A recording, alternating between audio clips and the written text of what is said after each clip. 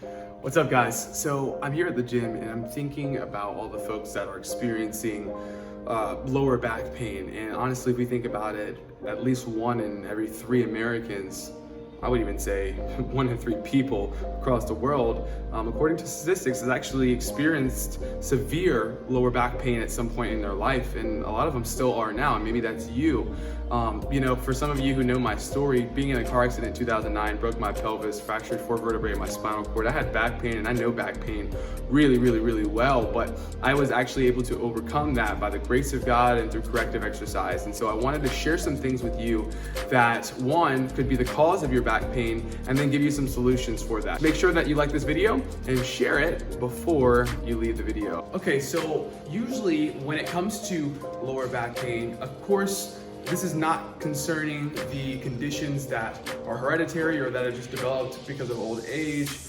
These are the things that structurally we struggle from. And so these 3 things that we normally face, the obstacles are going to be flexibility, weak glutes, and a weak core, weak local and global core stabilizers. And so let's start with flexibility. A lot of folks that I work with either have tight hip flexors or they have tight hamstrings. This could be because of just their jobs, just the posture that they took on at a younger age. It could be because of maybe a growth spurt, like they grew fast and muscles just didn't adjust to the way the quickness of the bones growing.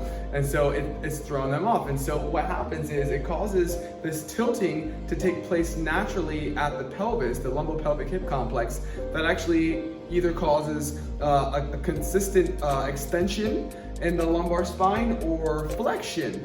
Either way, because there's not a neutral spine down there, you're actually experiencing pain and just irritation overall, especially when you do exercises or certain things. So let's talk about hip flexors. Hip flexors, psoas, iliopsoas, they're going to, most of the folks that deal with that are going to have this anterior pelvic tilt, where there's like a natural arching of the lower back. The folks who have tight hamstrings, right, can barely touch their toes, a lot of times they'll have this posterior pelvic tilt. So you'll see the anterior pelvic tilt with the tight hip flexors causes this flexion to take place, or this extension rather, and then you've got this flexion that takes place in the lower spine, in the lumbar spine, because of the tight hamstrings, right? And so what we want to do first is deal with the flexibility issue, and then we'll go into the strengthening side of things, where we're dealing with the core and where we're dealing with the glutes, okay? Things that I did, and I'm gonna show you things that I did in order to overcome my own back pain and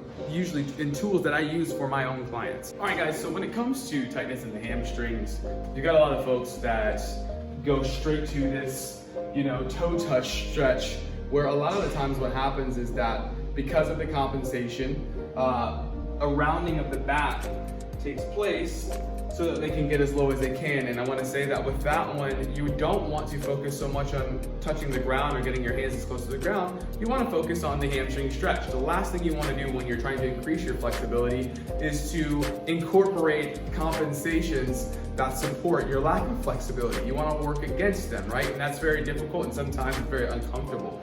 One stretch that I prefer over the two-toe hand touch stretch or some of the other ones is just a staggered hamstring stretch, where you're gonna have 1 foot in front and 1 foot in back.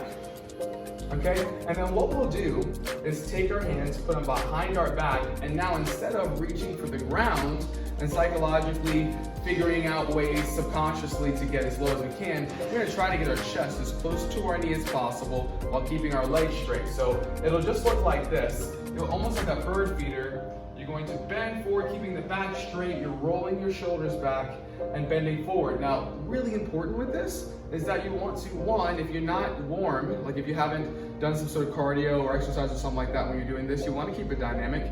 And 2, you want to exhale, you want to breathe through your stretches. So you would do this for about 30 seconds, just taking a deep breath in and exhale. Breathe in and then go back down, exhaling. Okay? Trying to keep the back heel down, trying to keep your back flat, okay? Or keep your feet flat rather, okay? So the next thing is going to be for folks that are struggling with some hip flexor tightness. Let's go down to the ground. All right, guys, here we are. So what you're going to do for this one, you might want to grab like a pillow or a towel or something like that, but you want to get down onto the ground, and we're going to get into a lunged position. So your back leg is down with your knee, okay, and your toes are dug into the ground. Your front leg is at a 90-degree angle or just about, with your foot fully flat, okay? So then one of the things that we want to do, again, remembering that we're not trying to stay in our compensation or stretch in our compensation, we want to first get rid of that arched back, right? That almost like that duck butt position, right? What we call it. So I want you to tuck your pelvis. So instead of being in an anterior pelvic tilt, we're going more towards a neutral pelvis, and that is going to, for some folks, give you a stretch right away. Like right away, it's going to be like, okay, that's good enough for me.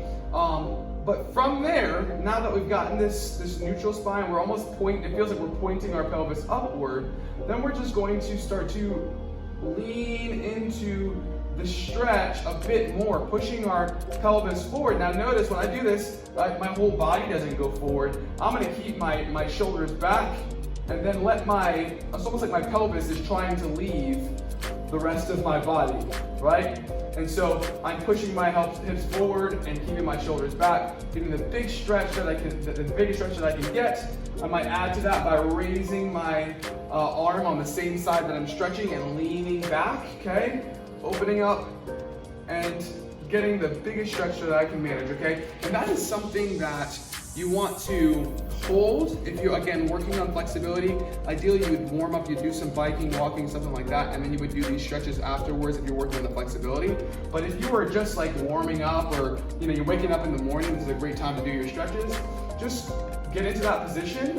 And then I like to just kind of push forward and swing back, and push forward and swing back, and allow myself every time exhaling into that stretch to go a little bit deeper, to feel a little bit more of the stretch, so as to kind of open up that hip flexor, create more flexibility and extensibility so that I can perform my exercises better. Again, guys, this is stuff that is going to be so good for just your day-to-day. These are stretches, this hamstring stretch and the hip flexor stretch will be so good for your everyday life, just because you're going to go to work or do whatever you do, and you're going to go right back into the same positions, postures, habits that are causing you the back pain. And so it's important to introduce this new extensibility in the muscles, that release in the muscles frequently, especially as you're at the beginning stages of this corrective program that you'd be starting by just doing these exercises, okay?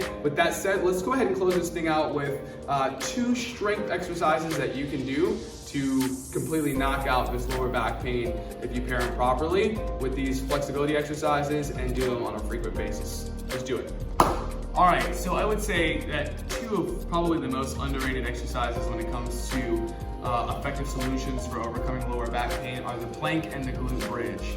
One, the plank is such a great exercise for strengthening our local core stabilizers and global core stabilizers. So these are stabilizers that are going to connect upper and lower extremity, and local core stabilizers that are going to support joints, bones.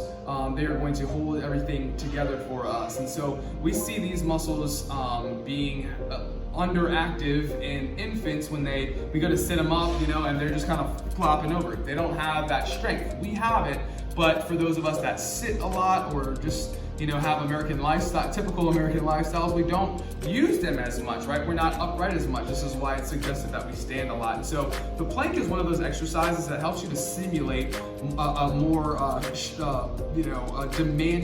structurally demanding lifestyle. So what we're gonna do here is give you the modification first, and then go to the prescribed kind of version of the plank. And so there's a few things that you want to pay attention to when you're doing the plank. One thing is that if you're going to be doing the modified version, you want to keep, and this is for both really, keep your shoulders stacked over your elbows, okay? Your hips should be off the ground, and then your knees are really the only thing other than your elbows touching the ground. So you're tightening your abs, you're sucking in that navel towards your spine, and then you're squeezing your butt in order to hold the position and to hold it firm. You don't want your hips up. You don't want to be down like this. You're trying to keep your body into a flat line that gradually increases, okay? Now, if you're on your toes, it's different. We add one more muscle, and this is a muscle from the movement system,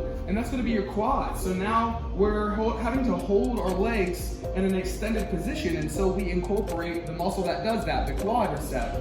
And so now we are holding this position, quads tight, butt tight, abs tight, elbows stacked over your shoulders, and holding that. I would say if you're a beginner for that, what you would do is hold that position for 10 seconds, take 10 or 20 seconds off, go back another 10 seconds, 10 or 20 seconds off, and do that for about anywhere from 4 to 6 rounds.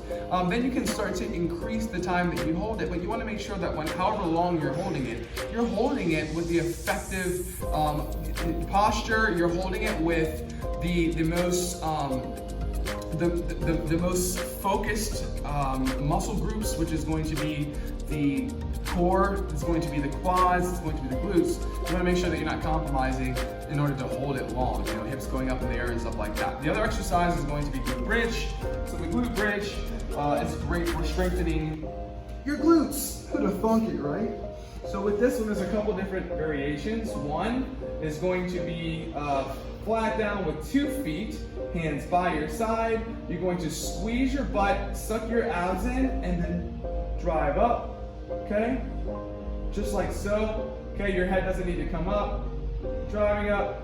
Squeeze, I would suggest that you hold it for about a second or 2, and then on the way back down, if you're really trying to be corrective with this exercise, you would actually take 2 seconds on the way up, and then 4 seconds on the way back down, trying to use the glutes to decelerate the movement, right, in the eccentric position, okay? Squeeze and release, and you should feel that running down your hamstrings and in your glutes, okay? That muscle, the glute, that muscle complex, muscle group rather, glute medius, glute minimus, glute maximus, they're gonna help you with anything bending over, they're gonna help you with standing up, they're gonna help you with stepping up, they're gonna help you with so much. If your butt is underactive, then your lower back has to do more work. And so it's important for us to isolate and to focus on strengthening our glutes in order to get rid of the lower back pain. So that's it, guys. We need to focus on flexibility, we need to focus on core strength, and we need to focus on glute strength. You've got 2 exercises, one for the folks that have that, and you're gonna go stand in the mirror and do like what we call a static postural assessment. Stand in the mirror, stand sideways, and just relax, be natural, right? You might find that your pelvis tilts forward or your pelvis tilts backward and your butt kind of tucks under. The other one, your butt kind of sticks out a bit more, or you might find that you're pretty neutral, right? Either way, I would suggest if you're dealing with this, just give these a shot, give them a chance. Go for the split legs hamstring stretch and do the lunged hip flexor stretch. Also, planking is something that you can do every single day, just with the format that I told you about, 10 on, 10 off, or 10 on, 20 off, for about 4 to 6 rounds, and so are the glute bridges. These are things that you can do every day. These are muscles that you're gonna be using every day, regardless of whether you do those exercises or not. It's just that we are practicing using them correctly, so that way when there's a demand in our everyday life, our muscles are ready and we're doing it with good structural integrity so as not to have to experience back pain. So I want you to knock out this issue in your life. I want you to overcome back pain like I did. If you want more information, if you feel like you need better coaching on that, and there's so much more that you can do to get rid of lower back pain. If you want to know more about what I've done and you feel like you need some help with corrective exercise, I am a NASM certified corrective exercise specialist, and so this is where I come up with this stuff. There's so much more to it. Please just reach out to me, send me a message, comment below, and I would love to talk with you about what you're experiencing and see how we can come up with a program that really works for you. All right, with that said, make sure that you like and share the video, and I'll see you on the next one. Bye.